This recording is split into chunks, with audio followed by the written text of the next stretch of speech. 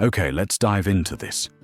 Grab a cup of tea, settle in, because today we're talking about something I think many of us feel deep down, that sense of searching, that quiet hum of discontent beneath the surface of our busy lives. It's that feeling like we're caught in a current, swept along by notifications, expectations, and the endless scroll, maybe wondering, is this it? Is there a way to find a little more peace, a little more meaning in the middle of all this modern chaos? If that resonates with you, even a little bit, then you're in the right place. We're going to explore the ideas in Jay Shetty's book, Think Like a Monk. Train your mind for peace and purpose every day. Now, stick with me here. When you hear monk, you might picture someone meditating silently on a remote mountaintop, completely disconnected from the world we live in. And yeah, that's part of the traditional image. But Jay Shetty's journey is fascinating because he actually was a Vedic monk for 3 years, living that life of discipline and deep contemplation. But then he chose to leave the ashram, bringing the timeless wisdom he learned back into our noisy, fast-paced world. He believes, and his book beautifully argues, that we don't need to move to a monastery to find the peace and purpose monks cultivate. We can actually learn to think like a monk, right here, right now, in our everyday lives. It's not about adopting robes or renouncing everything. It's about shifting our perspective, training our minds, and accessing a calmer, more intentional way of being that feels increasingly necessary today. Think about it. We're bombarded with information, pressured to constantly achieve, compare ourselves online, and navigate complex relationships. It's exhausting. It's easy to feel overwhelmed, anxious, maybe even a bit lost. What if there were ancient, time-tested tools that could help us navigate this internal and external noise? That's the promise here. It's about taking this incredibly profound, ancient wisdom and making it practical, accessible, and genuinely helpful for people like you and me, living our messy, beautiful, complicated modern lives. So let's journey together through some of the core ideas from Think Like a Monk and see how we might train our own minds for a little more peace and purpose every single day. One of the first big ideas that really hits home is this concept of identity and letting go of the labels we cling to. Think about how we introduce ourselves. Hi, I'm Sarah. I'm a graphic designer. Or I'm Tom. I'm a dad. Or maybe it's tied to our achievements, our possessions, our relationship status, even our follower count. We build these identities, these elaborate costumes, based on external factors. And there's nothing inherently wrong with these roles or achievements, but the book suggests that when our entire sense of self is wrapped up in them, we become incredibly vulnerable. What happens when the job ends? When the relationship changes? When the external validation disappears? Often, we feel like we've lost ourselves because we've mistaken the costume for the person underneath. Monks practice detachment, not in a cold or uncaring way, but by understanding that their core essence, their true self, isn't defined by these external, temporary things. They cultivate an inner anchor. Shetty talks about stripping away these layers, peeling back the expectations and societal definitions to connect with something more fundamental within. It's about asking yourself, who am I beneath the job title, the relationship status, the social media profile? It's a confronting question, isn't it? But it's also incredibly freeing. It suggests that our worth isn't dependent on what we do or what we have, but on who we are at our core. Finding that core requires us to consciously let go of the need for external approval and start looking inward. It's a shift from seeking validation outside to cultivating self-awareness inside. Imagine the stability that comes from knowing your worth isn't fluctuating based on your latest success or failure, but is rooted in something deeper and unchanging. That's a profound kind of peace. Hand in hand with letting go of these external identities comes the challenge of dealing with negativity. Oh, negativity. It feels like it's everywhere sometimes, doesn't it? It's in the news, it's in the complaints we hear and maybe make, and perhaps most powerfully, it's in our own heads. That inner critic that loves to point out flaws, replay embarrassing moments, or forecast disaster. It's exhausting, and it steals our joy and peace. The common advice is often to just be positive, but let's be real, that can feel dismissive and sometimes impossible. The monk approach, as Shetty explains it, is different.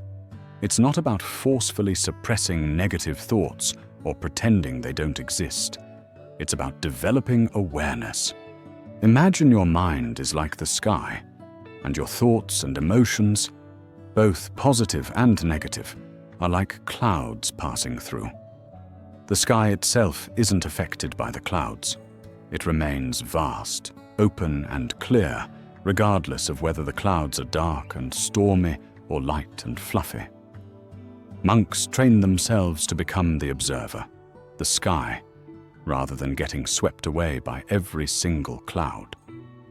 When a negative thought or feeling arises, jealousy, anger, resentment, self-doubt, the practice is to notice it without judgment. There's that feeling of envy again. Instead of immediately reacting or identifying with it, I am an envious person. You create a little space. You can get curious. Where is this coming from? What triggered it? What need isn't being met? Shetty talks about tracing negativity back to its roots, often finding fear, pain, or unmet expectations underneath. By understanding the root, we gain power over the reaction. It's like understanding why a child is crying. Once you know the reason, you can address it with compassion rather than just getting frustrated by the noise. This approach doesn't magically eliminate negativity, but it changes our relationship with it. We stop being its victim and start becoming a conscious observer, capable of choosing a more intentional, less reactive response. It's about reclaiming our inner space, acknowledging the weather of our minds without letting it define our entire landscape. This mindful distance is a cornerstone of finding inner peace amidst life's inevitable storms. And speaking of storms, let's talk about fear. Fear is such a powerful, primal emotion. Fear of failure, fear of judgment, fear of rejection, fear of the unknown, fear of not being good enough. It can paralyze us, keeping us stuck in situations that no longer serve us, preventing us from pursuing dreams, or even stopping us from speaking our truth. We often see fear as a signal to stop, to retreat, to play it safe. But the monk perspective offers a radical reframe. What if fear isn't just a stop sign, but also an indicator? What if fear often points directly towards the areas where we have the most potential for growth? Shetty encourages us to investigate our fears, much like we investigate negativity. Instead of running from it, can we turn towards it with curiosity? What am I really afraid of here? What's the worst-case scenario? And, crucially, what's the potential cost of letting this fear control my decisions? Monks cultivate courage not by eliminating fear altogether, because that's probably impossible for most humans, but by learning to act despite the fear.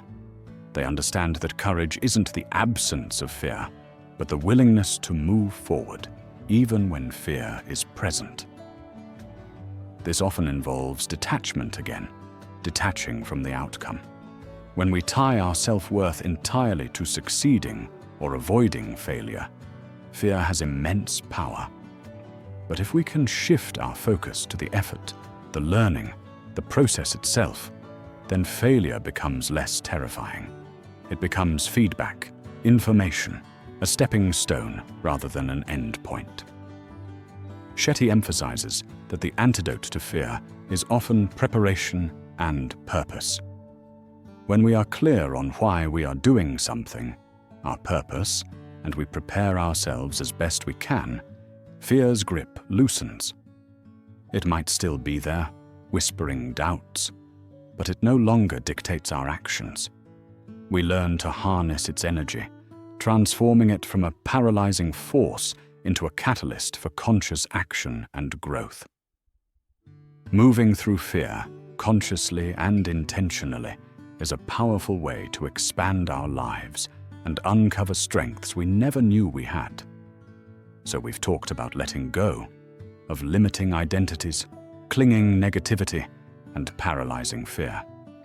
But the monk's journey isn't just about subtraction. It's also profoundly about addition, about growth. And a huge part of that growth comes from discovering and living our purpose. Now the word purpose can feel intimidating, right? Like we need to find this one grand, earth-shattering mission for our lives. Shetty beautifully demystifies this, drawing on the Vedic concept of dharma. Dharma isn't necessarily about becoming famous or saving the world single-handedly. It's more nuanced, more personal. He describes it as finding the intersection of your passions, what you love, your expertise, what you're good at, and your usefulness, how you can serve the world. It's about finding that unique spot where what lights you up inside meets a genuine need outside. And crucially, this doesn't have to be your job title. Your dharma can express itself in how you raise your children, how you care for your community, the passion project you work on during weekends, or simply the way you show up for others with kindness and integrity. It's less about a singular destination and more about the intention and energy you bring to your actions. Monks find purpose in their daily duties, in service, in contemplation. They understand that purpose is cultivated through consistent, intentional action aligned with their values.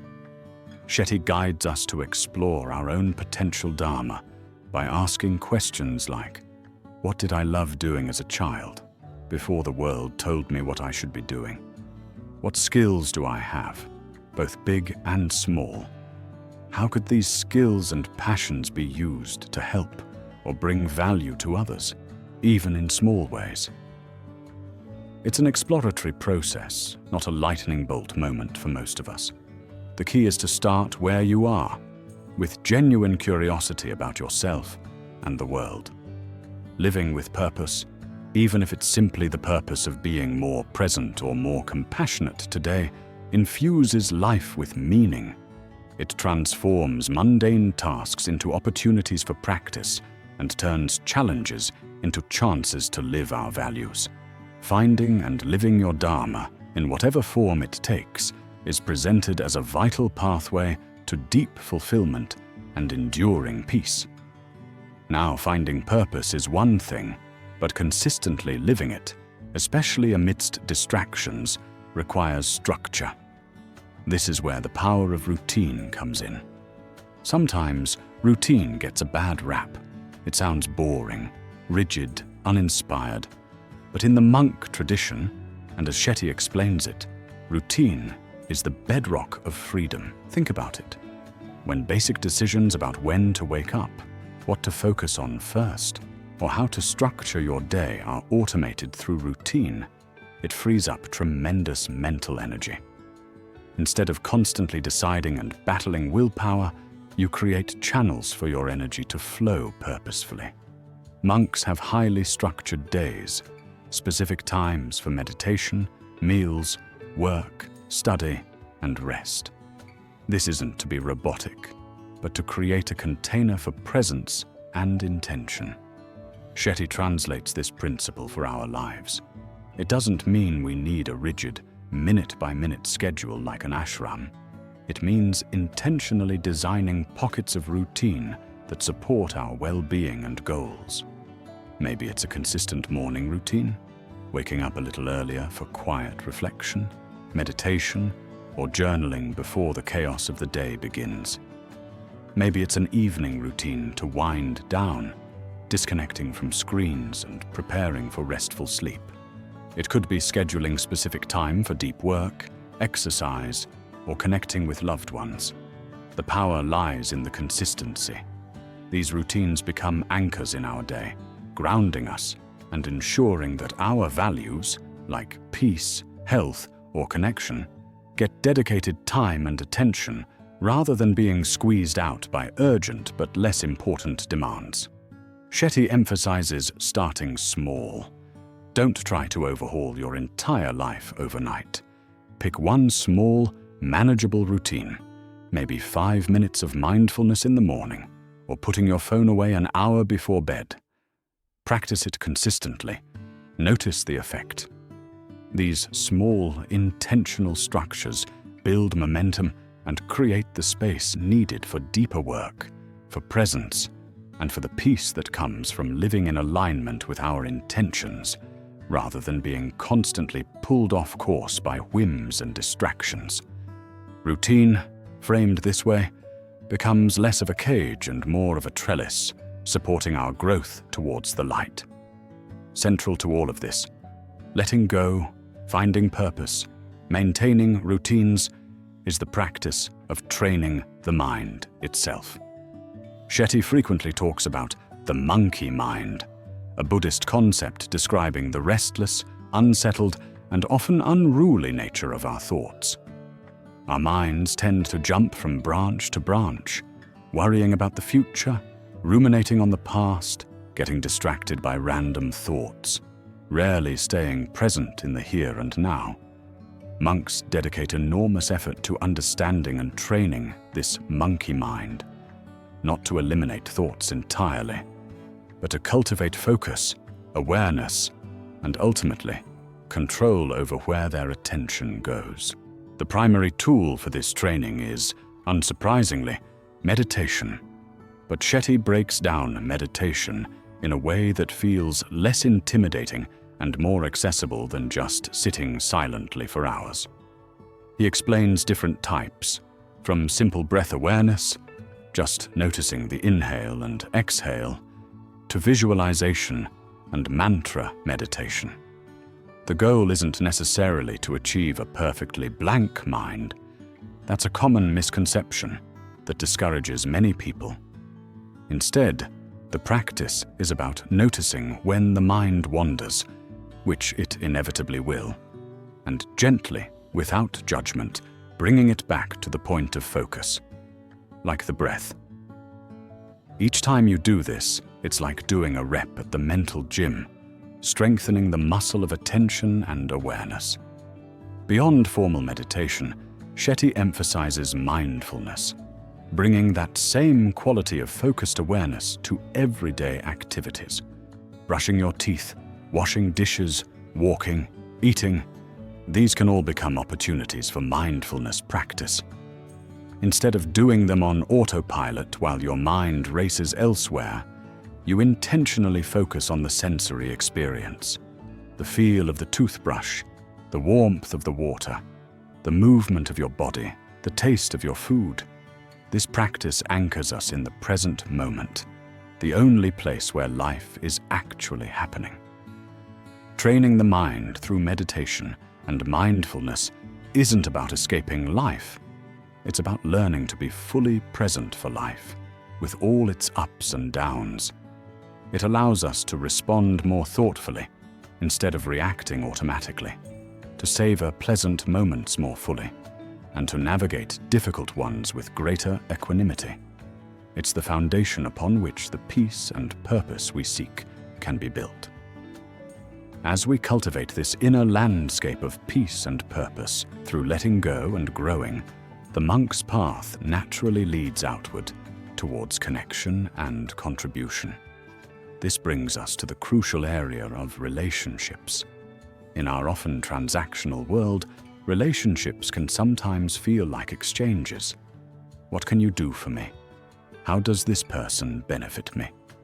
The monk perspective, however, emphasizes depth, empathy, and compassion. Shetty talks about the importance of truly seeing others, listening deeply not just to their words, but to the emotions underneath, and connecting from a place of shared humanity. This involves cultivating empathy, the ability to understand and share the feelings of another. It requires stepping outside our own perspective and genuinely trying to see the world through someone else's eyes. This doesn't mean we always have to agree, but it fosters understanding and reduces conflict. Compassion takes it a step further. It's empathy combined with a desire to help or alleviate suffering. Monks practice metta or loving kindness meditation, intentionally sending wishes of well-being first to themselves, then to loved ones, neutral people, difficult people, and eventually all beings. This isn't just a nice thought. It's a practice that actively rewires the heart and mind towards kindness and connection. Shetty also stresses the importance of forgiveness, both forgiving others and forgiving ourselves. Holding on to resentment and anger is like drinking poison and expecting the other person to die. It primarily harms ourselves. Forgiveness, from this perspective, isn't about condoning harmful actions. It's about releasing the burden of anger and pain for our own peace. It's a profound act of letting go. Building relationships grounded in empathy, compassion, deep listening, and forgiveness allows for authentic connection, mutual support, and a sense of belonging that nourishes the soul far more than superficial interactions ever could. It's about recognizing the interconnectedness of all beings and acting from that understanding. This sense of interconnectedness naturally flows into the principle of service, or seva in the Vedic tradition. This is the idea of selfless service, contributing to the well-being of others without expecting anything in return. Again, this doesn't necessarily mean grand, heroic acts. Shetty emphasizes that seva can be found in countless small everyday actions. It's about shifting the focus from "what can I get?" to "what can I give?" It could be offering a listening ear to a friend, helping a neighbor, volunteering time for a cause you believe in, sharing your skills, or simply bringing a positive and helpful attitude into your interactions. The beauty of seva, as explained in the book, is that it's mutually beneficial.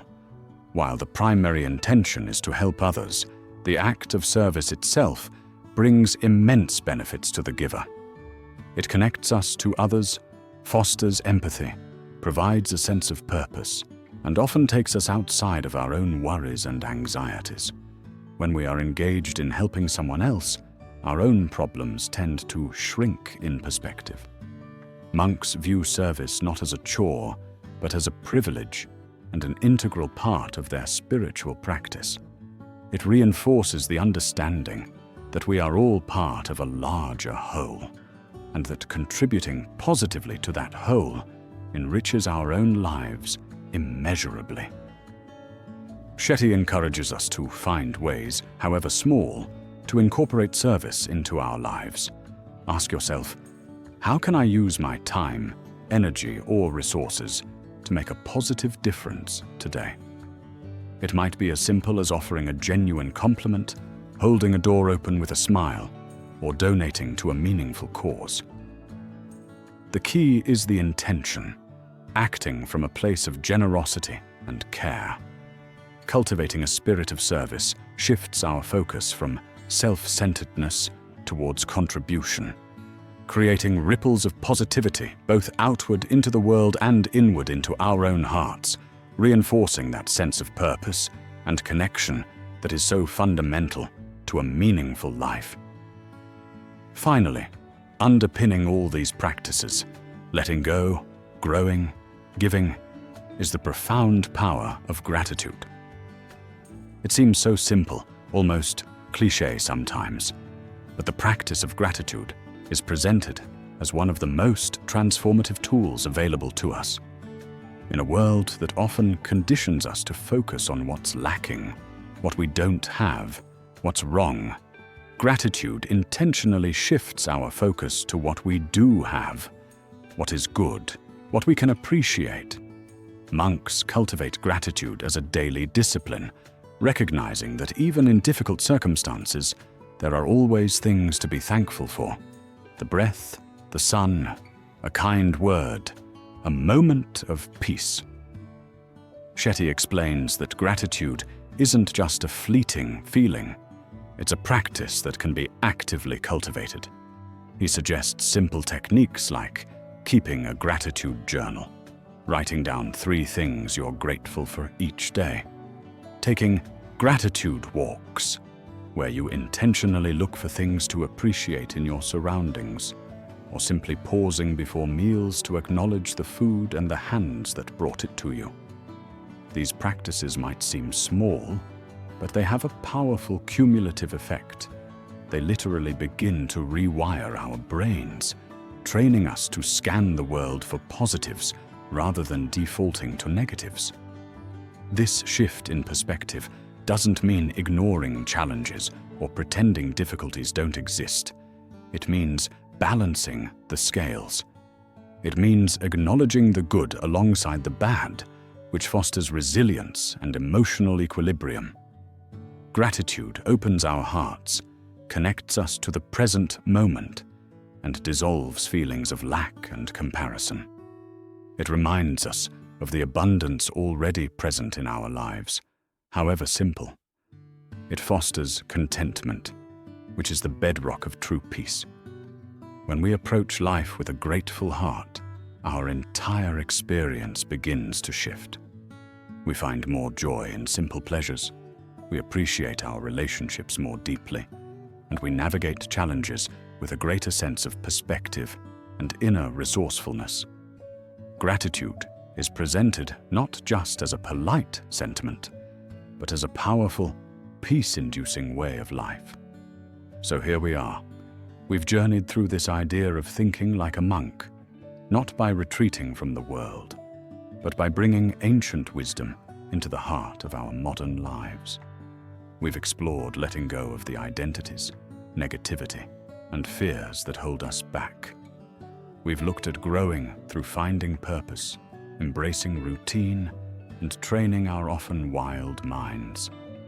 And we've touched on the importance of giving through deeper relationships, selfless service, and the transformative power of gratitude. It's a lot to take in, I know.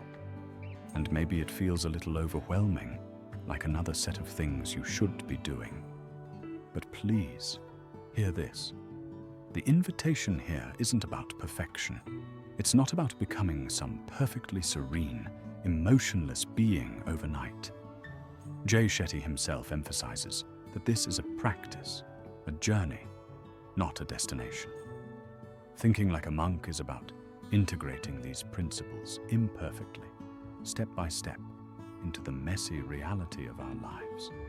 It's about choosing again and again to cultivate a little more awareness, a little more intention, a little more compassion, a little more gratitude. Remember that feeling we started with? That sense of being adrift in the noise, searching for something more. What this journey offers is a compass and an anchor. The monk mindset provides tools to navigate the currents, not by stopping the river, but by learning how to steer your boat with greater skill and awareness.